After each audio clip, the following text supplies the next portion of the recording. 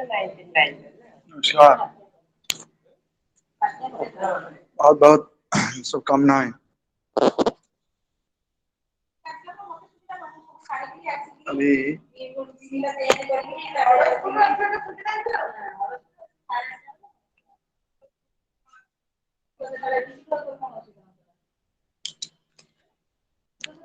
अभी मेरे साथ आपका जो पेपर है वो इज पेपर नंबर 105 है। 105 में हमने उस दिन जो पढ़ाया था उसके आगे जो अ, विषय है उसी पर हमारी चर्चा होगी। अब में से कहिए कि कौन सा विषय हमने पढ़ाया था और क्या विषय बचा हुआ है। कोई सदाशिव जैनी जयश्री, कोई भी कहिए क्या पढ़ाया गया था उस दिन और क्या बचा है।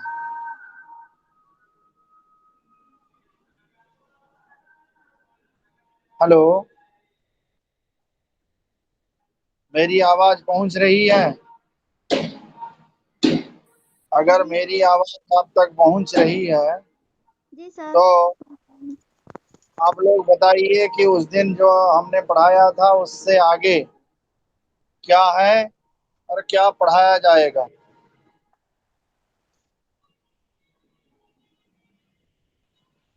हेलो। जी सर। जी सर। हाँ, मैंने उस दिन जहाँ तक पढ़ाया था उसके आगे क्या है और क्या पढ़ाया जाएगा, जरा बताइए। केदारनाथ अग्रवाल, नागार्जुन, रामधारी सिंह नागार्जुन दिनकर। नागार्जुन और केदारनाथ अग्रवाल हो गया था। रामधारी सिंह दिनकर, उसके आगे जी सर बताती हूँ।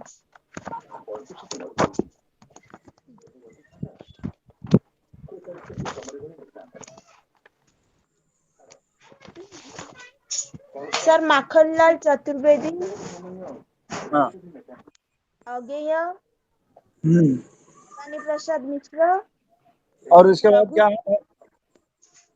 आगे के बाद क्या है? अगेय, उसके बाद सक्सेना, भवानी प्रसाद मिश्र। ठीक है, यहीं तक रहने दीजिए, यहीं तक हम बताते हैं, फिर धीरे धीरे आगे बढ़ेंगे। तो दिनकर, रामधारी सिंह दिनकर हिंदी साहित्य के चर्चित हस्ताक्षर हैं। छायावाद से प्रगतिवाद को बंद कीजिए। राकेश जी, आप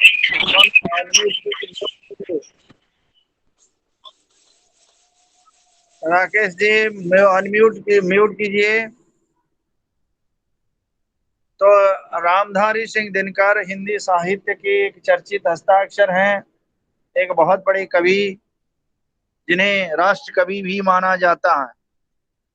रामधारी सिंह दिनकर की कविताओं में मानवीय संवेदना है, प्रकृति प्रणय का अभिनव चित्रण है, शोषित वंचित पीड़ित उनकी कथा व्यथा को वाणी दी गई है। यानी छायावाद से जो धारा, कविता की धारा टूटी थी, वह धारा धीरे धीरे प्रगतिवाद की तरह आगे बढ़ी। उनकी सबसे चर्चित जो काव्य संकलन, जो महाकाव्य है, वह उर्वशी है। उर्वशी, इसीलिए उर्वशी में दिनकर जी ने कामाध्याय का जैसा चित्रण किया है, हिंदी साहित्य में वो दुर्लभ है। जनवादी कवि, ये सच्चे अर्थ में जनवादी कवि हैं। दिनकर की प्रमुख कृतियों में रसवंती, रश्मि रथी, उर्वशी, सामधिनी, रेणुका, द्वंद्व गीत, ये प्रमुख रचनाएं हैं, काव्य कृतियां हैं। दिनकर की जो उर्वशी में उन्होंने प्रेम की जिस उदात्तता की बात कही है, प्रेम का जैसा मनोज्ञ चित्रण उन्होंने किया है, वो वास्तव में बहुत ही रोचक और सारगर्भक है। दिनकर की कविता में, दिनकर की उर्वशी में उन्होंने कामाध्याय की बात कही है, उर्वरा और उर्वशी के संदर्भ में कि किस प्रकार एक उन्होंने लिखा है कि नारी और पुरुष का जो संबंध है वो दैहिक होते होते किस प्रकार आत्मिक स्तर पर पहुंच जाता है, इसका बड़ा विचार उद्दीपक उन्होंने वर्णन दिया है। तो इस अर्थ में देखा जाए तो दिनकर की ये कृति अनूठी बताई जाएगी। दिनकर की रचनाओं में जहां तक प्रगतिवादी विचारधारा, प्रगतिवादी तत्व की बात है, उन्होंने लिखा है कि श्वानों को मिलते दूध भात बच्चे भूख से कुलाते हैं, या फिर सिंहासन खाली करो कि जनता आती है। इनकी चर्चित कविताएं हैं। यानी जनजीवन के साथ जुड़कर उनकी व्यथा को, उनकी वेदना को, उनकी टीस को सबके सामने रखना, ये उनकी खूबी थी। आप रश्मि रथी में ये बात देख सकते हैं। रश्मि रथी उनकी एक खंडकाव्य, उनका एक खंडकाव्य है जिसमें कर्ण के चरित्र को उभारा गया है। कर्ण जो कि महाभारत का सबसे बड़ा और सशक्त पात्र माना जाता है, उसके माध्यम से दिनकर ने ये संदेश देना चाहा है कि शक्ति जिसके पास है, प्रतिभा जिसके पास है, वो किसी भी जाति का क्यों ना हो, उसका आदर होना चाहिए। उन्होंने लिखा है रश्मि रथी की, रश्मि रथी का तो समर्पण नहीं है, लेकिन समर्पण जिस पृष्ठ में होना चाहिए उस समर्पण में उन्होंने लिखा है, जय हो जग में जले जहां भी नमन पुनीत अनंत को, जिस नर में भी बसे हमारा नमन तेज को बल को। ये अपने आप में एक बहुत अद्भुत समर्पण है। प्रतिभा कभी भी किसी के घर में भी जन्म ले सकती है।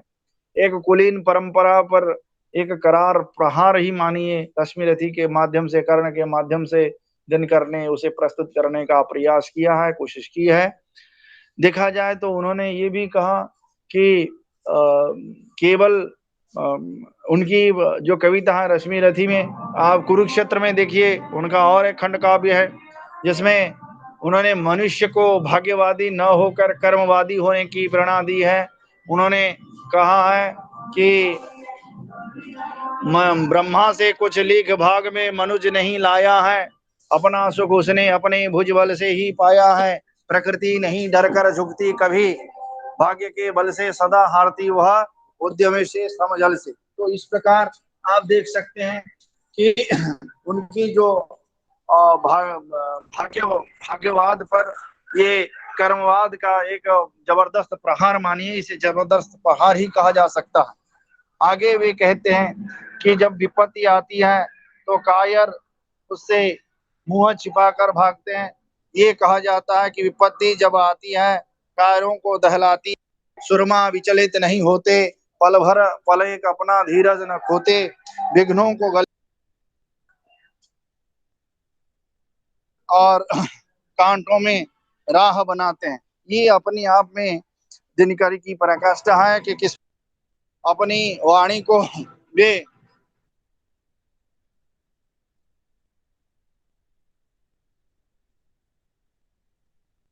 इस प्रकार वाणी को मुखर करने की उनकी जो प्रचेष्टा है, तो दिनकर की कविता में देखी जा सकती है।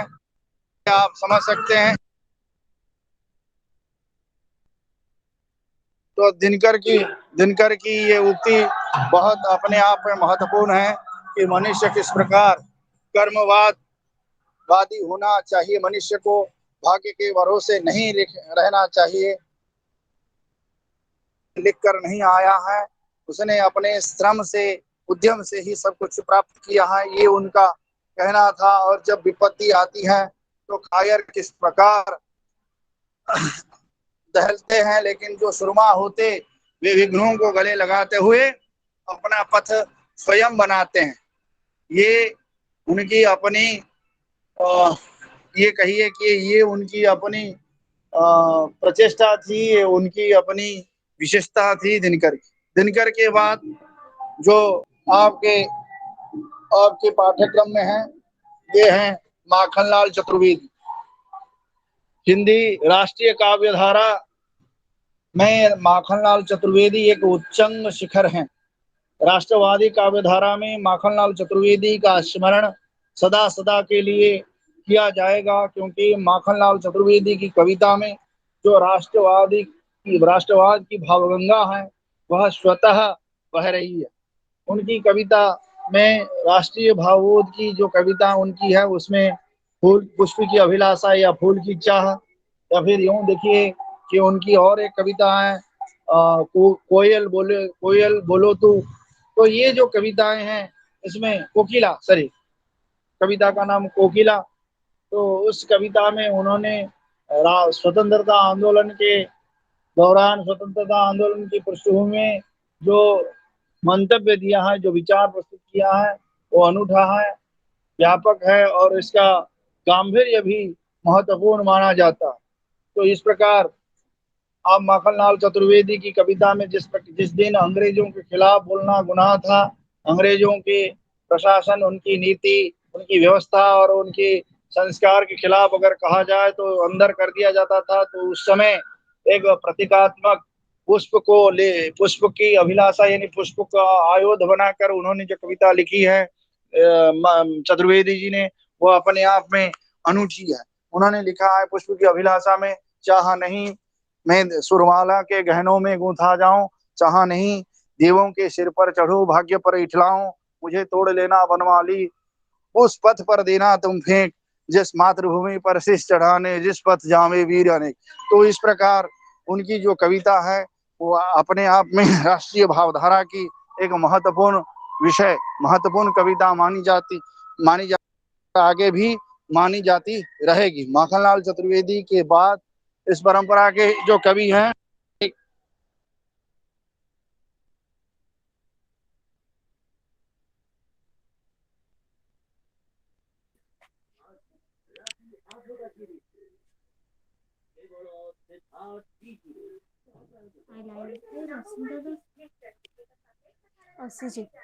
तो इस प्रकार देख सकते हैं।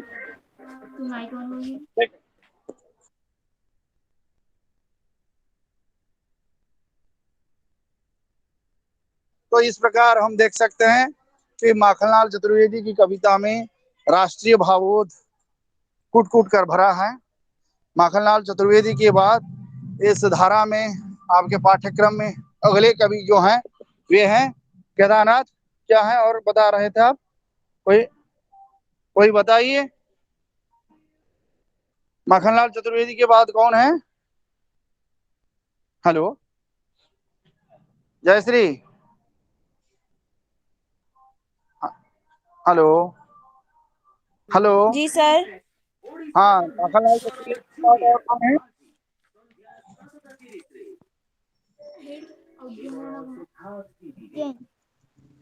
अज्ञेय। हाँ, अज्ञेय प्रगतिवादी, हाँ, प्रगतिवाद के प्रवर्तक माने जाते हैं अज्ञेय। अज्ञेय का पूरा नाम है सच्चिदानंद हिरानंद वस्यायन अज्ञेय।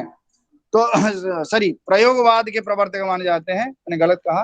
प्रयोगवाद हिंदी साहित्य में जो प्रयोगवादी धारा आई 1943 से लेकर 1953 तक 10 साल का जो कालखंड है, इस दौरान प्रयोगवाद यानी तरह तरह के प्रयोग कविता के क्षेत्र में अपनाए गए और उस प्रयोगवाद के जो प्रमुख स्तंभ रहे और उसके प्रवर्तक रहे वे हैं अज्ञेय। अज्ञेय अज्ञेय की देखिए दोनों अब जिनके बारे में हम पढ़ रहे हैं, चाहे वो दिनकर हो चाहे अज्ञेय, इन दोनों को अपनी काव्य कृतियों के लिए ज्ञानपीठ पुरस्कार मिला और अज्ञेय उर्वशी के लिए दिनकर जी को, और कितनी नाव में कितनी बार काव्य कृति के लिए अज्ञेय जी को ज्ञानपीठ पुरस्कार मिला। उन्होंने बहुत सारी उनकी बहुत सारी कविताएं हैं जो कई काव्य संकलन में संकलित हैं। भग्नदीप, इतिलम, हरी घास पर क्षण भर, कितने नाव में कितनी बार। तो इस प्रकार बहुत सारी कविताएं हैं। तो प्रयोगवाद जो धारा है, प्रयोगवादी धारा को एक नई अर्थवत्ता दी उन्होंने तार सप्तक का संकलन किया। तार सप्तक के नाम से 7 कवियों को, प्रयोगवादी कवियों को पहले उन्होंने उनकी कविताओं को संकलित किया, उन कविताओं को एक मंच दिया। इस अर्थ में आप कह सकते हैं कि कविताओं को उन्होंने एक मंच पर दिया, जिसके चलते ये कविताएं अमर, ये कवि और कविता आगे चलकर अनेक अनेक रूप से परिचित हुए। तो अज्ञेय की कविता में आप देख सकते हैं कि अज्ञेय की कविता में वो प्रयोग, शब्दों के साथ प्रयोग है, उनके भाव में भी परिवर्तन आया है, उनके विचार में भी परिवर्तन आया है। आप हिरोशिमा कविता को देखिए, हिरोशिमा पर जो अमेरिका ने परमाणु बम थोड़ा डाला, तो इसका जो परिणाम हुआ उससे किस प्रकार हमारी मानवता तहस नहस हो गई, हमारी मानवता नष्ट हो गई, और नरसंहार, इतने बड़े नरसंहार से कैसे हमारी व्यवस्था चकनाचूर हो गई। और ये भी कहा गया कि किस प्रकार मनुष्य मनुष्य की हत्या कर रहा है, मनुष्य कितना अब मनुष्य के खून का प्यासा हो चुका है, इसको दर्शाया गया कि एक क्षण में परमाणु ने पूरी मानवता को जला डाला, पूरी मानवता ही नष्ट हो गई। तो केवल हिरोशिमा कविता नहीं है, आप देखिए असाध्य वीणा में भी, असाध्य वीणा में जो दर्शन है वो व्यापक दर्शन है। केश कंबली जो कि इस दर्शन, इस असाध्य वीणा को बजाने में सक्षम होते हैं, तो उनकी जो निष्ठा है, उनका जो त्याग है, ये भी देखिए। और नदी के दीप कविता, नदी के दीप कविता अपने आप में एक अनूठी कविता है। नदी के दीप जो है, नदी के बीच जो दीप है, उसमें, उस दीप में उसका वर्णन हुआ है, नदी के बीचों बीच ये दीप है।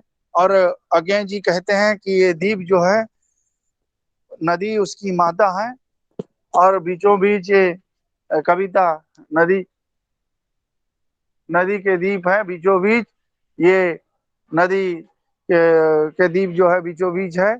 और ये, अगर नदी जिस प्रकार बहती है, नदी उसकी माता है, और ये दीप जो है उसकी संतान है। कभी इसमें ये अज्ञेय जी ये बताते हैं कि अगर नदी के दीप जो है उसकी पय, उसकी माता है नदी, अगर नदी जिस प्रकार बह रही है, अगर ये दीप भी बहेगा तो बहेगा, बहेंगे तो रहेंगे ही नहीं, दीप स्वतः कहता है। तो इस प्रकार और एक कविता है अज्ञेय की, शाम के प्रति। ये वास्तव में एक व्यंग्य और विद्रूप भरी कविता है, जिसमें ये कहा जाता है कि व्यंग्य,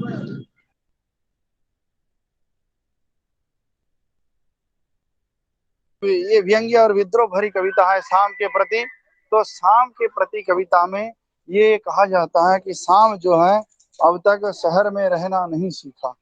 और फिर आगे पूछते हैं, शाम सच सच बताना कि तुम्हें अब तक शहर में बसना नहीं आया, और फिर बीस कहाँ से पाया, डसना कहाँ से सीखा। यानी जो ये जो विचार है कि शहर में रहने वाले जो महानगरीय बोध के लोग होते हैं, उनके पास ही जहर होता है, क्योंकि ये दिखाने के लिए कुछ करते हैं और करने के लिए दूसरा करते हैं। ये विचार तो है, बहुत व्यापक संकल्पना को लेकर तैयार है। तो इस प्रकार अज्ञेय कविता में ये बातें हमें मिलती है। तो आगे, आगे की बात क्या है? भवानी प्रसाद मिश्र, तो उसके बाद रघुवीर सहाय, ठीक है,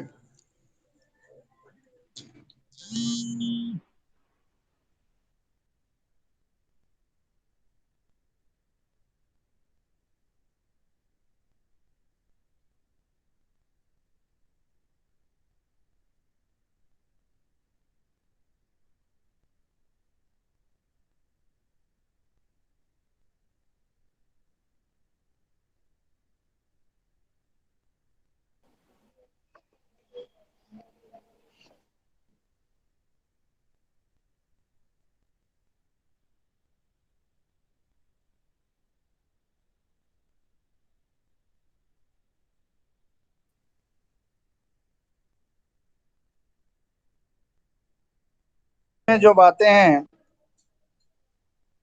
भवानी प्रसाद मिश्र, भवानी प्रसाद मिश्र प्रयोगवाद कवियों में एक है, यानी अज्ञेय के साथ इनकी गणना की जाती है। उन्होंने भवानी प्रसाद मिश्र की कविता में भाव संवेदना की अपेक्षा भवानी प्रसाद मिश्र की कविता में जो तरलता सरलता है वो वास्तव में देखने वाली चीज है। भवानी प्रसाद मिश्र की कविता में वे तमाम जो भाषा का जो प्रयोग है उसमें जो तथ्य तत्व है उसमें यानी बोल चाल की भाषा का प्रयोग करते हुए कविता का जो रचाव किया गया वही महत्वपूर्ण है। तो भवानी प्रसाद मिश्र की कविता आम जनजीवन की कविता है। इसमें आम जनजीवन की भाषा का प्रयोग भवानी प्रसाद जी करते हैं और लगता नहीं कि वे मानो साहित्यिक भाषा का प्रयोग करते हुए कविता रच रहे हैं। लगता है जैसे भवानी प्रसाद मिश्र की कविता में कविता अपने आप स्वयं स्वरूप धारण कर रही है। इस जिस प्रकार भक्ति काल में संत कवियों की कविता हुआ करती थी, यानी अनायास हुआ करती थी, किसी को कविता बनाने की आवश्यकता नहीं थी, कविता अपने आप बन जाती थी। तो उसी प्रकार की कविता भवानी प्रसाद मिश्र की है। उसमें गीत फरोश को लीजिए, उनकी एक चर्चित कविता है। तो गीत फरोश को पढ़ते समय आपको ये बात समझ में आ जाएगी कि किस प्रकार उनकी कविता है। कि इसमें कहा गया कि गीत बेचे जाते हैं, यानी एक कविता यानी कवियों पर भी व्यंग्य कस दिया गया है कि गीत यहाँ बेचे जाते हैं। और गीत किस प्रकार बेचे जाते हैं, न जैसे ये एडवांस देकर गीत लिखा जा रहा है। जैसे ये दे जाकर लोगों को कहलवा कर कि इस प्रकार हमें किसी चीज चाहिए और उसी के आधार पर कविता गीत लिखे जा रहे हैं। तो गीत भी बेचा जा रहा है आजकल। यानी किस प्रकार साहित्य आज बेचने खरीदने की वस्तु है, इसकी बात भवानी प्रसाद मिश्र जी करते हैं। ये बहुत ही रोचक और सार्थक चीज है। तो भवानी प्रसाद मिश्र के बाद इस परंपरा के अगले कवि हैं जो आपके कोर्स में हैं, वे हैं रघुवीर सहाय। रघुवीर सहाय प्रयोगवाद के कवि हैं। रघुवीर सहाय मीडिया से जुड़े हुए व्यक्ति हैं। रघुवीर सहाय की कविता संकलन में हंसो हंसो और जल्दी हंसो, आत्महत्या के विरुद्ध, ये उनके प्रसिद्ध काव्य संकलन है। इसमें रघुवीर सहाय ने वास्तव में जो आज की जो विषमता है, आज के जीवन में जो विषमता व्याप्त है, उस विषमता को रेखांकित करने का प्रयास किया है। आज ये विषमता क्यों है, ऐसी विषमता आज हमारे मध्य क्यों दिखाई पड़ रहा है, इस विषमता का निरूपण उन्होंने किया। उसमें एक कविता है उनकी कि हंसो हंसो जल्दी हंसो, और रामदास, ये भी रामदास जो है, रामदास जो कविता है ये बड़ी चर्चित कविता है। इसमें रामदास हालांकि एक पात्र है, लेकिन रघुवीर शाह की ये कविता में ये जो पात्र है, हमें लगता है कि रामदास हमारे आपके बीच का कोई व्यक्ति है जो जिस प्रकार उसका वर्णन हुआ। और एक मीडिया कविता के माध्यम से रघुवीर शाह ये दिखाना चाहते हैं कि किस प्रकार मीडिया वाले बाइट लेते समय लोगों को तंग करते हैं। उनका जो मंशूबा होता है, वो मंशूबा उनका उनके इरादे को पूरे करने के लिए वो किसी हद तक भी जा सकते हैं, इसका उन्होंने वर्णन किया है अपनी कविता में। तो इस प्रकार हम कह सकते हैं कि रघुवीर शाह की कविता में रघुवीर शाह की कविता की जो भाषा है, जो शब्द है, वे बिल्कुल बोझिल नहीं है, एकदम तटस्थ है। नपे तुले शब्दों का प्रयोग उन्होंने किया है। केवल इतना ही नहीं, नपे तुले शब्दों के साथ साथ उन्होंने जिस ढंग से, जिस अभिव्यक्ति की जिस सरलता और तरलता का प्रयोग करते हुए उन्होंने कविता लिखी है, ये अपने युग की अनूठी उपलब्धि कहलाएगी। तो इस प्रकार आगे के जो कवि हैं, आप नाम बताइए। हेलो। जी जी सर। रघुवीर सर सहाय के बाद सर्वेश्वर दयाल सक्सेना। फिर उसके बाद फिर उसके बाद केदारनाथ सिंह। उसके बाद उसके बाद खत्म हो जाता है। ये यूनिट खत्म हो जाता है या पेपर खत्म हो जाता है? जी सर, ये यूनिट खत्म हो जाता है। दूसरा दूसरा यूनिट क्या है? दूसरा यूनिट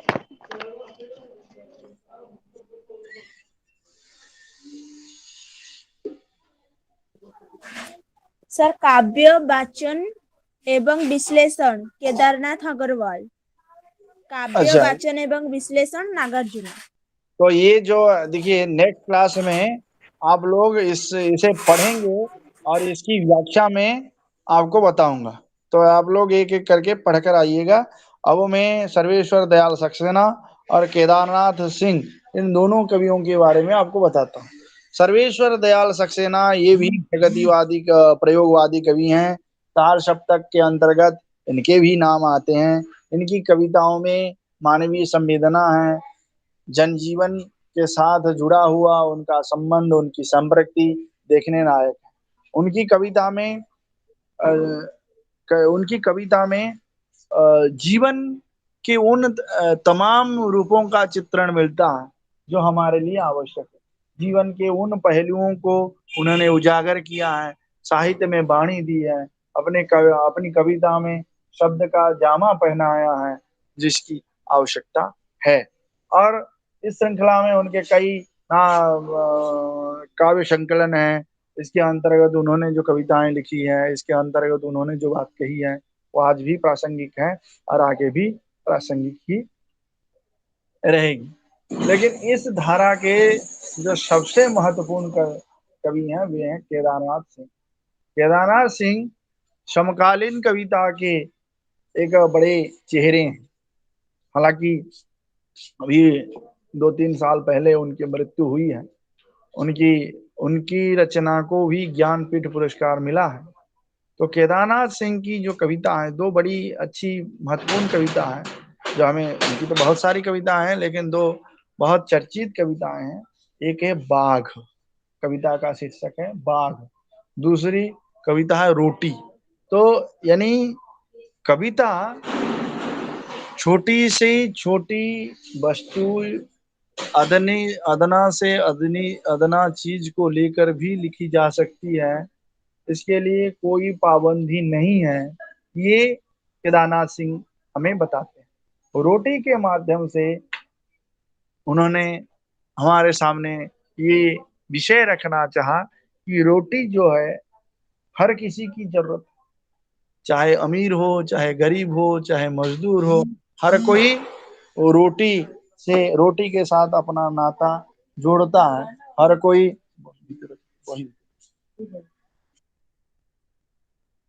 तो रोटी के साथ हर कोई अपना नाता जोड़ता है। और बाघ कविता जो है ये भी सांकेतिक है। बाघ किस प्रकार आज अपना रूपर भी बताने का प्रयास उन्होंने किया। तो इस प्रकार बाघ कविता के माध्यम से, रोटी कविता के माध्यम से केदारनाथ की कविता, केदारनाथ का काव्य शिल्प, केदारनाथ की जो संरचना है, केदारनाथ की का जो विचार है उसी को बताया गया है। तो इस प्रकार ये आलोचना भाग आपका समाप्त होता है। तो वाचन भाग में किन किन कवियों का है जरा आप मुझे बताइए।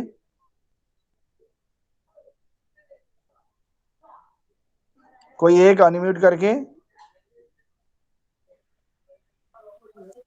सर काव्य वाचन एवं विश्लेषण केदारनाथ अग्रवाल। काव्य वाचन एवं विश्लेषण नागार्जुन। काव्य वाचन एवं विश्लेषण रामधारी सिंह दिनकर। काव्य वाचन एवं विश्लेषण माखनलाल चतुर्वेदी। काव्य वाचन एवं विश्लेषण सच्चिदानंद हीरानंद। वात्स्यायन अज्ञा और भवानी प्रसाद मिश्रा। अच्छा, इतने हैं? और भी है। हाँ काव्य मतलब वचन एवं विश्लेषण रघुवीर सहाय सर्वेश्वर दयाल सक्सेना। काव्य वचन एवं विश्लेषण केदारनाथ सिंह। ठीक है। इतना ही। इनमें से आप जो पहले कवि हैं उनकी उनकी कविता है?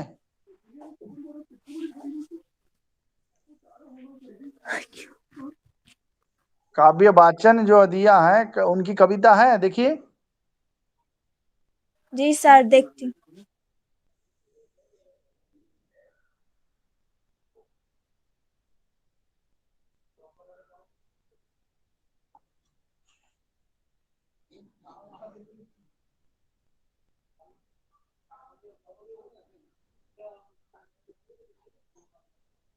जहाँ काव्य वाचन और विश्लेषण दिया गया है वहां उनकी कविता है क्या?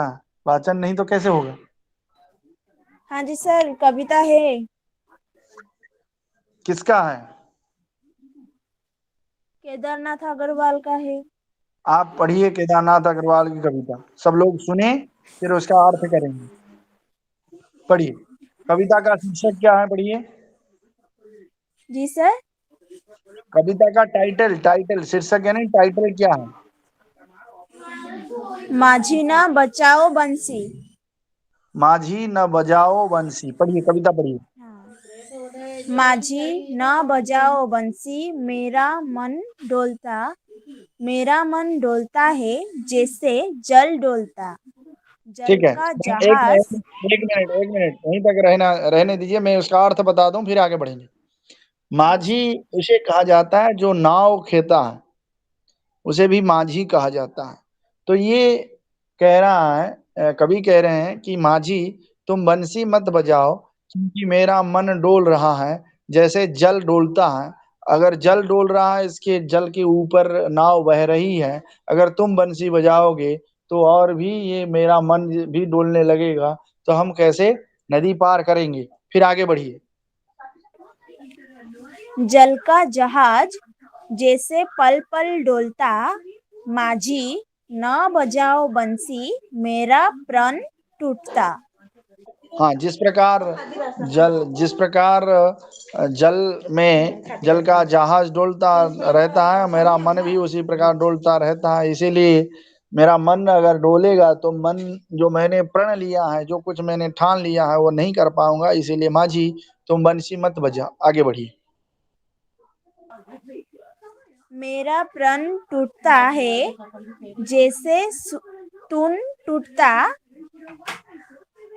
तृण का निवास जैसे बन बन टूटता।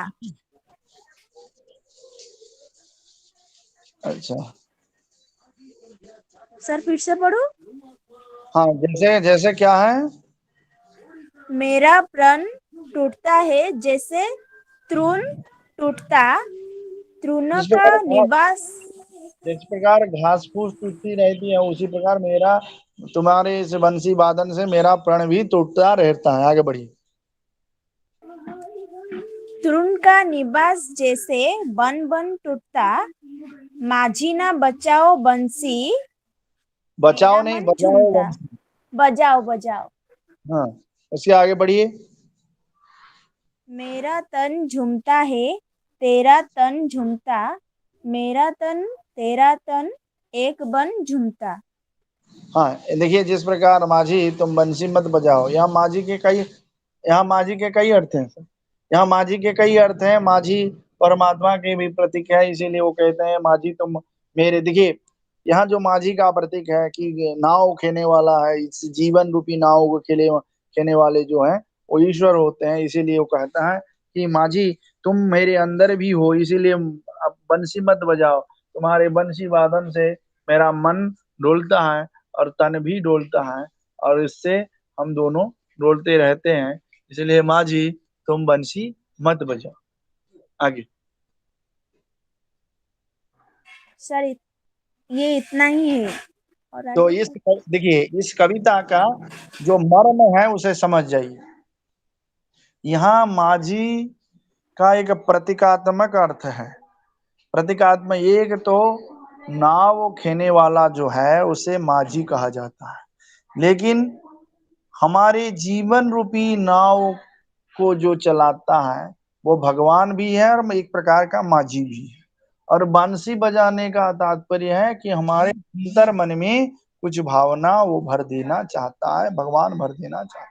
इसीलिए वो अपने परमेश्वर से, ईश्वर से प्रभु आप बंसी मत बजाइए, मेरे जीवन में हलचल पैदा मत कीजिए।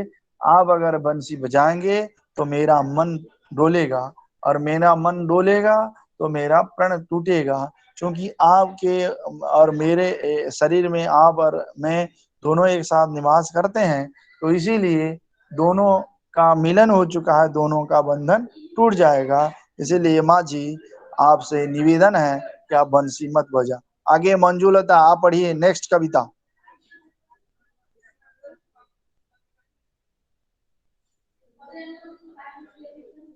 मंजुलता आगे की जो कविता है, जो कवि हैं, जरा पढ़िए।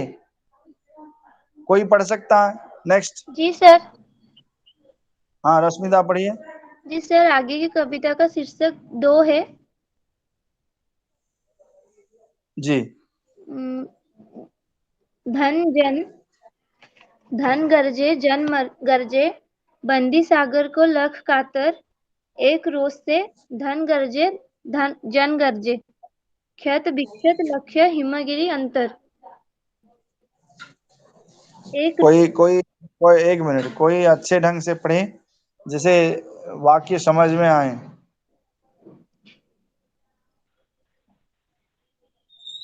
मंजुलता हाँ राकेश पढ़िए।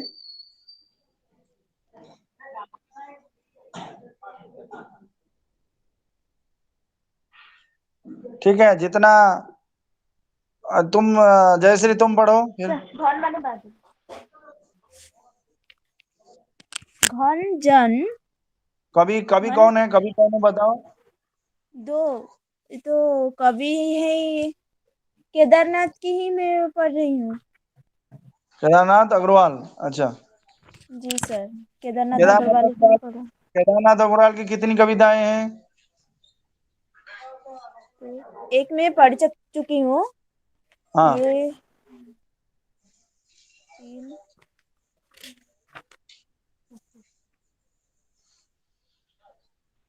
सर 4 ही है। तो 4 कविताएं हैं, पढ़िए जल्दी जल्दी, केदारनाथ को खत्म करते हैं। पढ़िए जी सर। एक साथ पढ़ दीजिए, मैं उसका भाव बता दूंगा, आप पढ़िए। घन गरजे जन गरजे, बंदी सागर को लख कातर, एक रोष से घन गरजे जन गरजे, क्षत विक्षत लख हिमगिरी अंतर। हो गया? नहीं सर, और भी है, सब पढ़ लूं? हाँ एक रोष से घन गरजे जन गरजे, खीती की छाती को लख जर्जर, एक शोध से घन गरजे जन गरजे, देख नास का तांडव बर्बर, एक बोध से घन गरजे जन गरजे।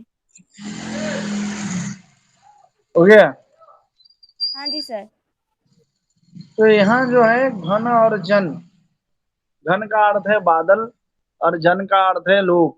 जब ये दोनों आक्रोश में आकर गर्जन करते हैं तो किस प्रकार विनाश होता, उसमें किस प्रकार भयंकर तांडव, जैसे घन गरजता है तो प्रलय मचता है।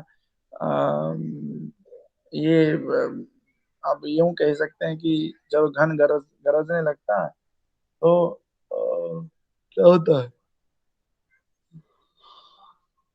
बारिश होती है, मूसलाधार बारिश होती है। जब जन गरजने लगता है तो ऐसा होता है, जन के गर्जन से, जन की इस गर्जना से बहुत विकट परिस्थिति सृष्टि होती है। जन के गर्जन से समाज में जब विप्लव आता है, समाज में जब क्रांति आती है, ये विषय बताया जाता है। तो इस प्रकार ये इस कविता का सार है। आगे आगे की कविता पढ़िए।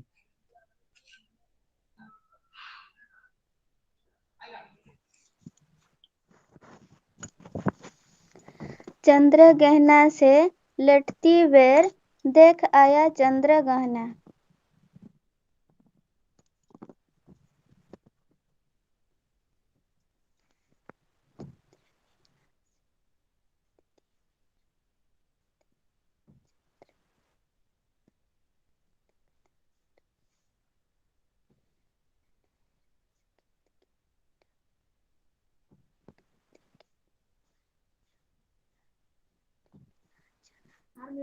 हेलो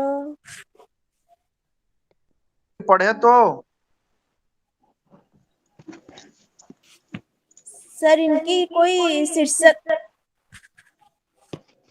नहीं अरे है, पढ़ो। माने उनकी हेडलाइन नहीं है। हाँ, सर उसका पढ़ू। शीर्षक। हाँ, चंद्र गहना से लौटती बेर देख आया चंद्र गहना। देखता हूँ दृश्य अब मैं मेड़ पर इस खेत की बैठा अकेला। सर ये बहुत बड़ा है, तो थोड़ी थोड़ी करके पढ़ते हैं। तो छोड़ दीजिए, आप उसे पढ़ लीजिए, जो छोटा है उसे पढ़िए, क्योंकि ये काउंसलिंग है। मैं कैसे सारे तो कंप्लीट नहीं कर पाऊंगा एक ही, और इसके बाद तो एक ही क्लास आपका ये 105 पेपर का रहेगा। ठीक है, एक काम कीजिए, जी सर। जितनी कविताएं हैं सर उन 4 नंबर का तमाम, पढ़ लूं? एक मिनट सुनिए, जितनी कविताएं हैं उन तमाम कविताओं को आप लोग पढ़कर आइए एक एक करके। तब क्या करेंगे, उसका डिस्कशन, उस कविता को आप पढ़ेंगे अच्छे ढंग से, उसे पढ़िए, क्योंकि अब तक पढ़ा नहीं है, इसीलिए रुक रुक कर कोई एक शब्द कहता है, 1 घंटा के बाद दूसरा कहता है। कविता इस प्रकार नहीं पढ़ी जाती, कविता का वाचन होता है। तो छोड़िए, जो हमने पढ़ाया है अब तक आज, उसमें अगर कोई डाउट है, उसमें अगर आपकी कोई शंका है तो आप बताइए। कोई doubt, any doubts you have, तो प्लीज आस्क मी।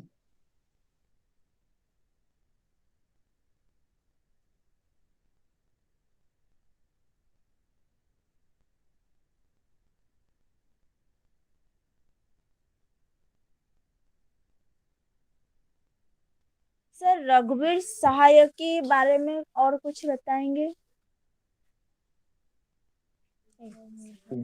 आपकी जो किताब में है, जरा उस पृष्ठ को उल्टाइए, रघुवीर सहाय के बारे में क्या दिया है।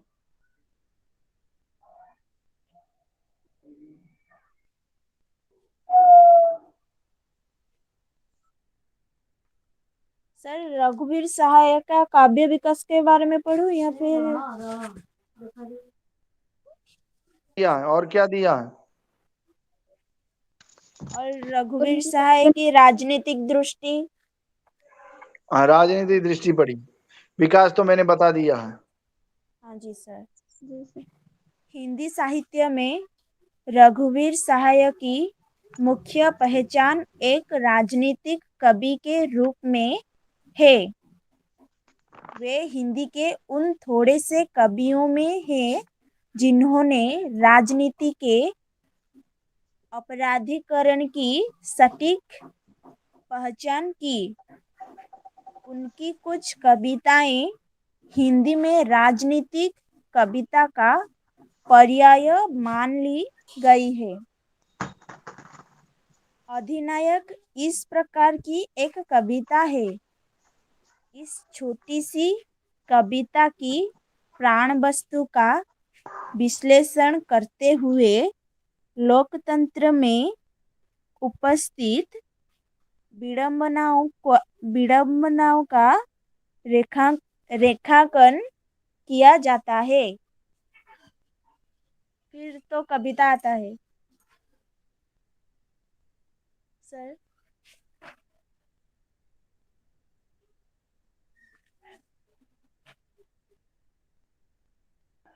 आगे पढ़िए। सर उसके बाद उनकी कविता आता है। तो कविता यानी कविता का स्टांजा आता होगा, कविता की पंक्ति आती होगी, हाँ जी सर। फिर उसके बाद गद्य आता होगा। तो यानी रघुवीर शाह की जो राजनीतिक दृष्टि थी उसमें ये बताया गया है कि कभी कोई भी हो वह राजनीति से जुड़े बिना रह नहीं सकता। राजनीति कवि के लिए आवश्यक है और इस मानदंड पर कवि को खरा उतरना पड़ता है। ये आवश्यक भी है।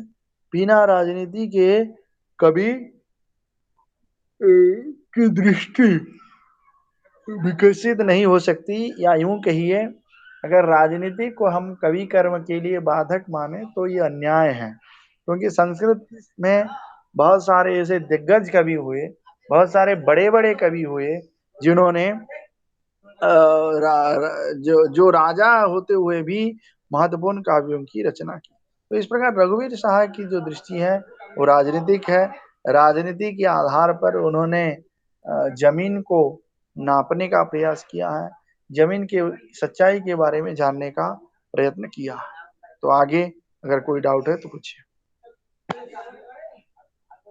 सर इस पंक्तियों के कुछ बताएंगे?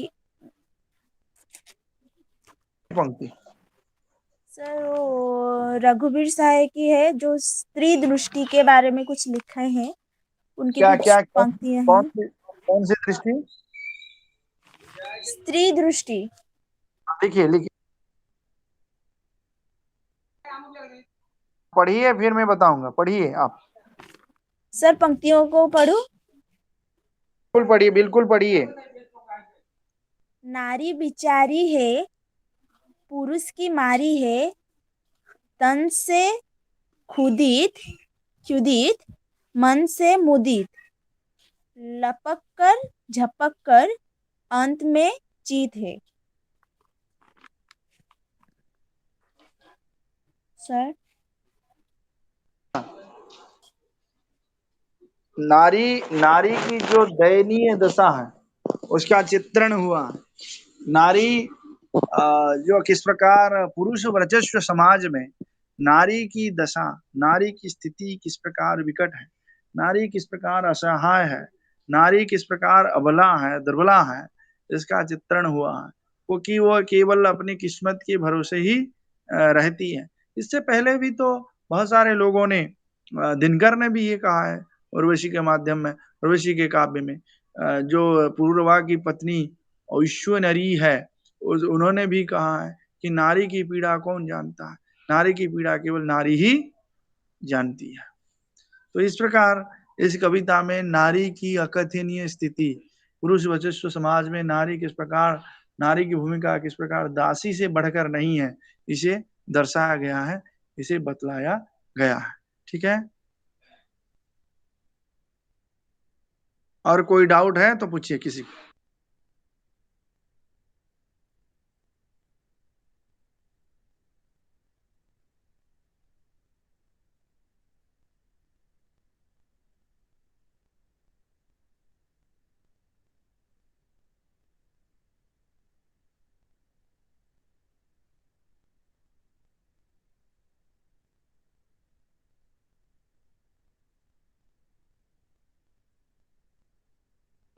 किसी को कोई शंका है, कोई डाउट है तो पूछिए, आप पूछ सकते हैं।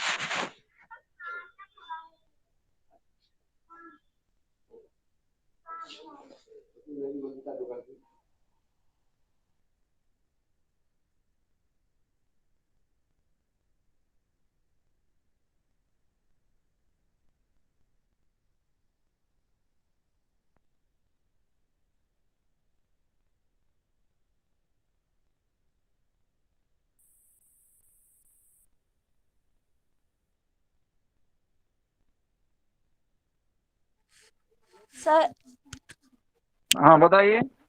सर्वेश्वर दयाल सक्सेना की योग परिवेश के बारे में कुछ बताएंगे?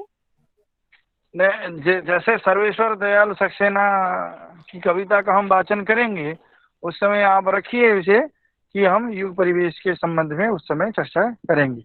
अब जो धीरे धीरे आगे से हम बढ़ रहे हैं तो ये युग परिवेश के बारे में सर्वेश्वर दयाल सक्सेना ने क्या कहा, आप जरा देखिए क्या कहा। स्वाधीनता प्राप्ति से पहले का साहित्य राष्ट्रीय सांस्कृतिक जागरण की चेतना का साहित्य है। हाँ।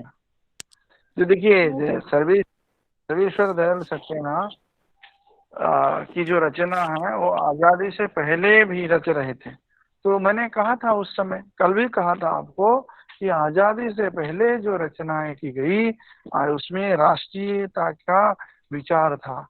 लेकिन जैसे जैसे आजादी मिली और हमें ये विश्वास था कि जैसे आजादी मिलेगी हम अपने आप को शासन करेंगे, तो हमारे स्वभाव, हमारे विचार और हमारे जो परिवेश है उसमें बदलाव आएगा। लेकिन ऐसा कुछ नहीं हुआ। ये केवल एक ये यूं कहिए, ये निश्चित तौर पर एक जुमला बनकर रह गया और हम ठगे ठगे से महसूस करने लगे। तो युग परिवेश में सर्वेश्वर दयाल सक्सेना ने आजादी के बाद भी, उन्होंने आजादी के पहले भी उन्होंने कविता लिखी थी और उसमें जो विचार था, जो क्रांति थी, आजादी को प्राप्त करने की जो ललक थी, जो इप्सा थी, जब आजादी के बाद वे देखते हैं कि समाज में भ्रष्टाचार है, समाज में अंधविश्वास है, समाज में कुरीतियां हैं, समाज में जाति पाति के नाम से वोट बैंक की राजनीति हो रही है और वर्गभेद बढ़ रहा है, गरीबी और अमीरी की खाई बढ़ रही है, इसी का चित्रण उनकी कविता में हमें देखने को मिलता है। और किसी को कोई डाउट है तो बोलिए। सर, केदारनाथ सिंह के जो कविता है बाघ कविता, उसके बारे में और कुछ बताइए। क्या लिखा है जरा बताओ, तुम्हारी किताब में क्या है? जी सर, किताब में है बाघ और हमारा समय। हाँ पढ़िए, क्या बाघ और हमारा समय क्या दिया है? ठीक ठीक याद नहीं, संभवतः 1990 में बाघ कविता के कुछ खंडों को पहली बार पढ़ा था। केदार जी की प्रतिनिधि कविताओं के संपादक परमानंद श्रीवास्तव ने इस कविता के 16 खंडों को प्रतिनिधि कविताओं में शामिल करते हुए। सुनिए, जब हम क्योंकि आज समय हो चुका है, एक लंबी कविता है, इस पर जब हम विचार करेंगे तो अगली क्लास में इस पर हम विचार करेंगे।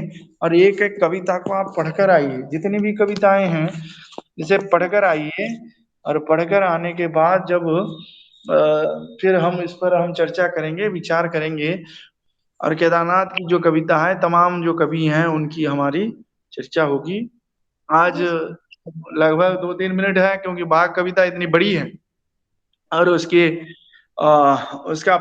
पृष्ठभूमि जो है इतनी व्यापक है कि अब उसे कंक्लूड नहीं किया जा सकता। उसके बाघ केदारनाथ सिंह की इस बाघ के अलावा और अगर कोई डाउट है तो आप पूछ सकते हैं, या फिर इस क्लास के उपरांत जब ये क्लास खत्म हो जाएगी, अब तो 3-4 मिनट बचा है, और फिर हम नेक्स्ट क्लास में काव्य शास्त्र, मैंने जो विषय आप लोगों को दिया था आप पढ़कर आए होंगे, तो उस विषय पर भी हमारी चर्चा होगी।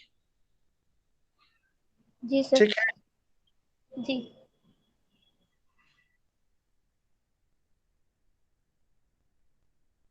और किसी को कोई डाउट है तो पूछिए। Anybody else, any doubt?